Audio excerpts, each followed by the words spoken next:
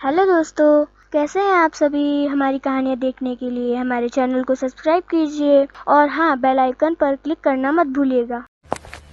राम और श्याम दो मित्र थे।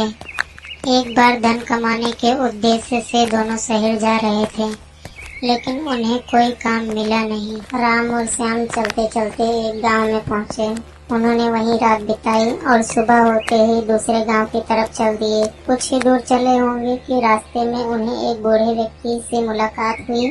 उस बूढ़े व्यक्ति ने राम और श्याम को उस रास्ते पर जाने से रोका और कहा, तुम लोग कौन हो और इस रास्ते पर क्यों जा रहे हो? उन दोनों ने बूढ़े व्यक्ति से पूछा, क्यों ना जाएं इस रास्ते पर। कुछ समय विचार विमर्श करने के बाद दोनों ने तय किया कि वे उसी रास्ते पर आगे बढ़ेंगे और अगर उन्हें कोई पिशाच मिल भी गया तो वे दोनों मिलकर उसका सामना करेंगे।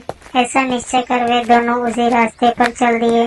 कुछ दूर जाने पर उनको एक रेशमी लाल कपड़े की थैली मिली। दोनों ने जब उस थैली को खोल कर देखा तो उसमें सोने की मोहरें थी।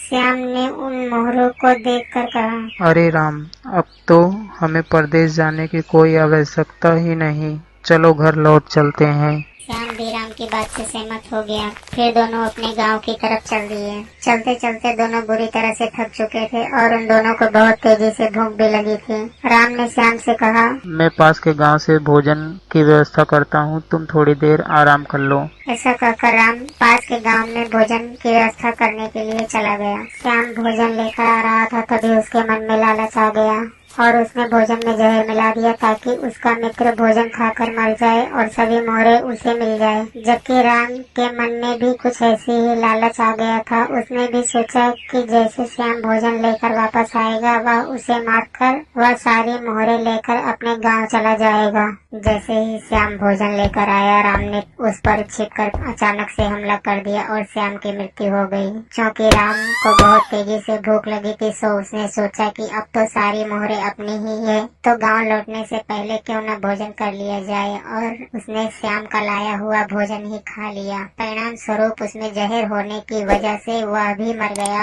और वह सोने की मोहरों वाली रेशमी थैली वहीं की वहीं धरी रह गई।